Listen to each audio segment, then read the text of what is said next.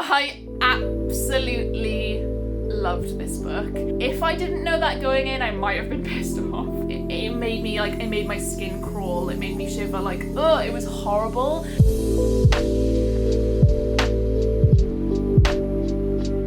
Hello my angels, welcome back to another video. My name is Ro and today we are doing another episode of InstaLove. So we haven't actually had an episode of InstaLove in a while because I have not instantly fallen in love with any book in a while since I think Black Sun was the last one.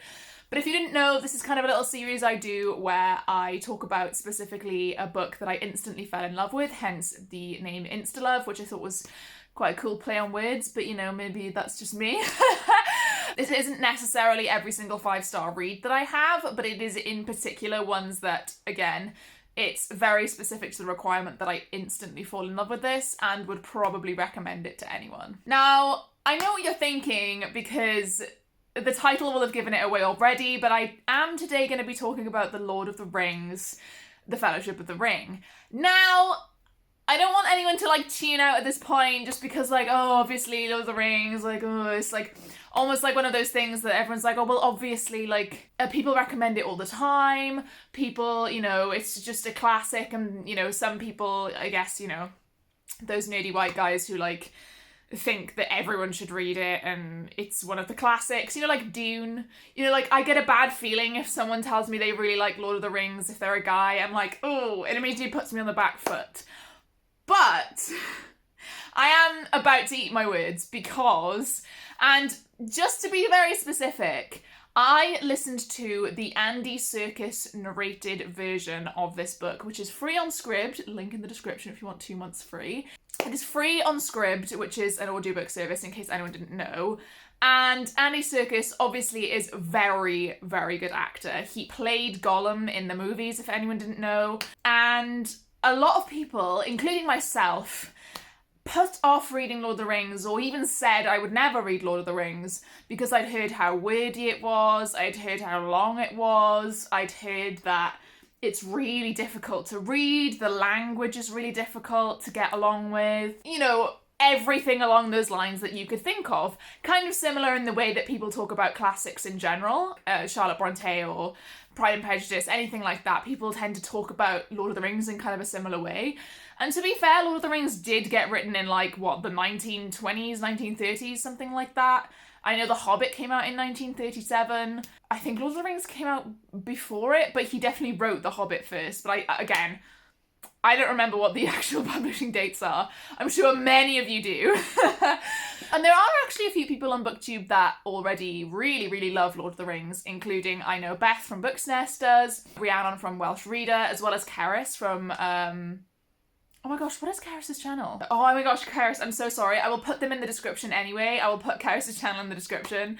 I do apologise, I can't remember the name of it right now. Now, just to preface this, I loved Lord of the Rings when I was younger. I watched the films all the time. I really, really loved it. When it came time for the Hobbit films to come out, I did not enjoy the first one. I think I got halfway through and got bored, and I didn't watch the rest of the Hobbit films that they stretched out. But before that, I had read The Hobbit, so I knew what bits weren't meant to be there, kind of, so to say, in the film. The Hobbit I really enjoyed. I had heard that it was very, I don't want to say written for children, but it is definitely a bit more child-friendly than Fellowship of the Ring, at least. Because Fellowship of the Ring still has that whimsy that you learn from The Hobbit and, like, around the world, especially considering, like, half of the book you do still spend in the Shire. But I absolutely loved this book, and possibly it is large in part due to Andy Serkis being such a good actor, narrator, all of the above. Like, he is incredible. He does all of their voices so well. He sounds close enough to the film actors for you to know who's talking, but also not close enough that he's like just copying their accents straight off, except maybe Boromir, because he sounds exactly like Sean Bean. If you are a fan of Lord of the Rings, the books, I'd recommend when you reread, or if you fancy rereading at some point, to read through these audiobooks. If you have never read Lord of the Rings and, like me, you were very put off and basically said you were never going to read them, I would highly, highly recommend trying out the audiobook, especially considering it's free on Scribd. You really can't go wrong. But the entire book, I felt, was almost exactly the same as the film. Now, please do forgive me if you're a big fan and you're like, it's not anything like the film. It has been a good few years since I've watched the films. I think maybe like 8 years. It's been a long time. But from what I remember, there obviously are parts that are cut out for the film. I remember years ago hearing about Tom Bombadil, this character that is not in the film at all. And having read the book, I completely understand why they cut him from the film. He literally just is a guy that sings all the time. He's very fun and very cute and whimsical.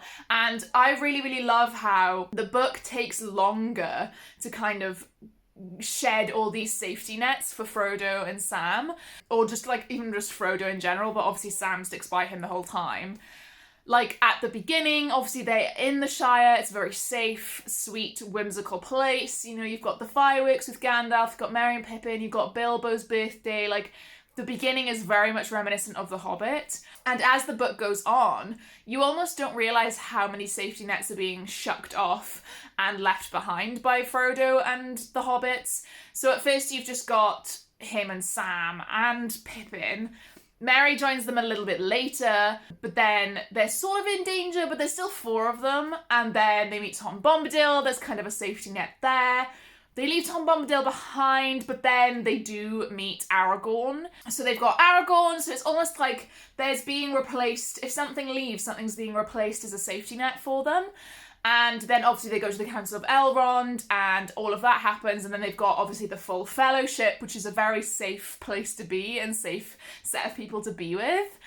And then obviously by the end of Fellowship of the Ring, you literally just have Sam and Frodo. So it was really interesting getting that feeling of how long the journey has been already. I was finishing off the book today and it felt like we'd met Tom Bombadil like 3 years ago in my mind. It felt so long ago. And it is a 600-page book. It is long, but I wouldn't say it was that long. So much so that I'd forgotten how long ago Tom Bombadil was, considering they leave Tom Bombadil around the halfway mark. The last half of the book is there's just lots of different people and characters that you get introduced to in the last half of the book.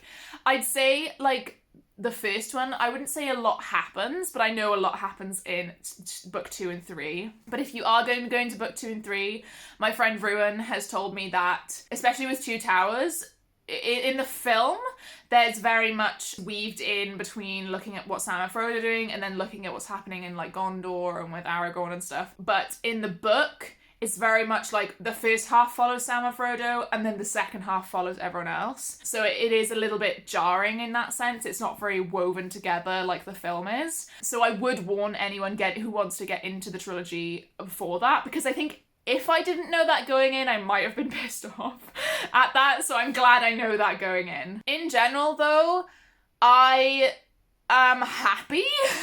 I'm very happy that I enjoyed this book. I'm genuinely awed by Andy Serkis. Like, again, his performance, especially near the end with Boromir and what happens with Boromir near the end, it's so visceral and his acting is so good, and I really, really can't wait to hear more of his Gollum like in the next books, because Gollum isn't really in the first book that much. I'm trying not to spoil too much, because even though it's a 20-year-old film and a nearly 100-year-old book, I know some people haven't read it or aren't even into the films, so I for you guys who are watching who are like that, I don't want to spoil too much, but I would recommend watching the films if you don't fancy reading the books. They still kind of hold up today, I think. I think they're pretty good. I would like to rewatch them at some point. I just have no idea when. Maybe on my Patreon. We can do a Patreon watch along, guys. I feel like I have so much more to say about this book, but I'm struggling to like come up with words because I am still kind of in awe. I would also warn, if you want to go into this book, that there is a lot of singing. If you're reading it physically, you can just like skip over the verses and stuff, but obviously Andy Serkis does not do that because it's part of the book.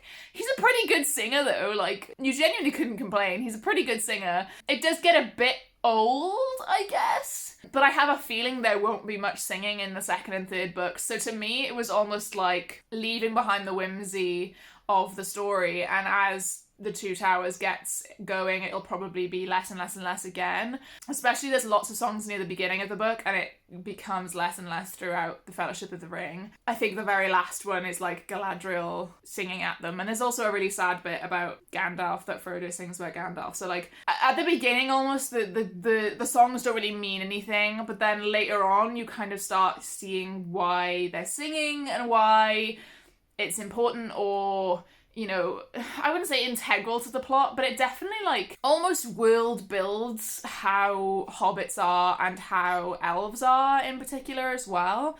Because if I remember correctly, I don't think any humans really sing in it. I think it is mainly like hobbits or elves that sing.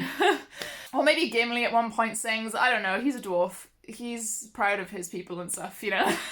So yeah, there is a lot of singing, I would warn you that. Which they didn't put into the film, but it's fine. I still fairly enjoyed it. I wouldn't have said it added too much to it for me, but I understood kind of the reasoning behind it, if that makes sense. It's also super, super interesting seeing how the corruption of the ring works, because I feel like in the film, it's not really... I'd say it comes across, especially by the end, but for Frodo, I don't think it really hits home how powerful the ring is and how corrupt, how like it almost has its own sentience. Because in the book, it very much describes how Frodo kind of put it on his finger, or he couldn't put it like on the mantelpiece, but it was almost like he blacked out and didn't realise. So for example, say like Gandalf said like, put the ring on the mantelpiece, he would go to do it, but then he'd sort of black out and his hand would still be in his pocket around it, and he'd be like not letting it go, because almost like the ring's influence on someone is so strong even if you've only just come into possession of it, which is scary. Like the way it's described is very scary, very insidious. Like it made my skin crawl, it made me shiver, like, oh, it was horrible. Something else that made me feel like that was the description of the Black Riders, like following them out of the Shire, especially when they're in the Prancing Pony in Bree. Again, apologies to anyone who doesn't really know what I'm talking about, but I feel like a lot of people do, that's why I'm going into so much detail. Just that feeling of someone following you, and the way they had to hide and stuff. I don't know, the way it was written I just thought was very well done. And especially like the descriptions of when he can feel Sauron's eye like on him and stuff. Oh, it genuinely just, it makes me feel sick. It's very visceral, I'd say. Although there wasn't really, I'd say there actually was a lot less of Merry and Pippin than I thought there would be. There's also a lot actually less of Legolas and Gimli than I thought there would be. Like, there'd be scenes happening and then I'd forget that they were there. So I think that's, like, something that I wasn't expecting. But I think, obviously, you'll get a lot more of Merry and Pippin in book 2 because they have their own little side quest going on. And I'd like to see more of Legolas and Gimli. And I know they have their whole rivalry thing going on as well. But they're friends now by the end of the book 1. So yeah, it was very interesting to see how they came together. Very interesting to see how quite similar to the film it was, and how quite close to the book the film was. I can imagine people being quite happy with the adaptation, considering how bad some movie adaptations are even now, let alone 20 years ago. Like, I'm quite impressed. I'm genuinely running out of things to say because I keep thinking of stuff and then forgetting it. One last thing I kind of want to speak on is that particular scene with Galadriel where she like becomes the kind of dark, she goes a bit crazy. I finally kind of understand that scene, because I remember when I was watching it when I was younger, not quite understanding her motive, still not trusting her after that, and being like, I'm not sure why she did that or why she's normal now. But in the book, it's very much described properly, I'd say, and like actually makes sense. Because of the influence of the ring, she was almost being tested to see if she would accept it from Frodo or demand it from Frodo.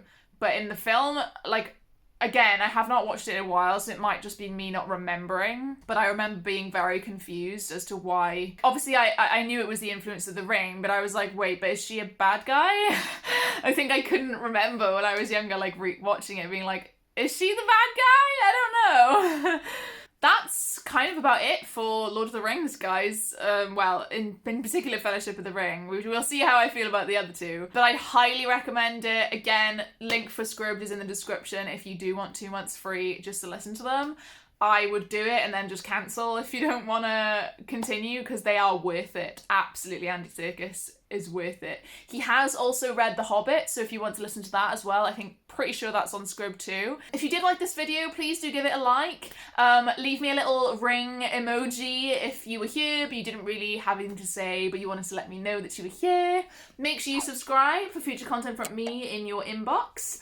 All of my links are in the description below, including my Patreon. If you don't know what goes on my Patreon, then this is what you're missing out on.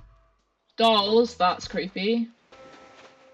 Oh, my nose to be hugged by the smell of trees.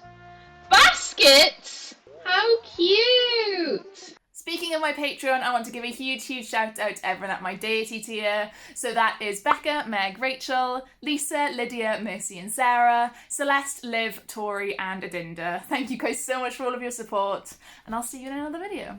Bye!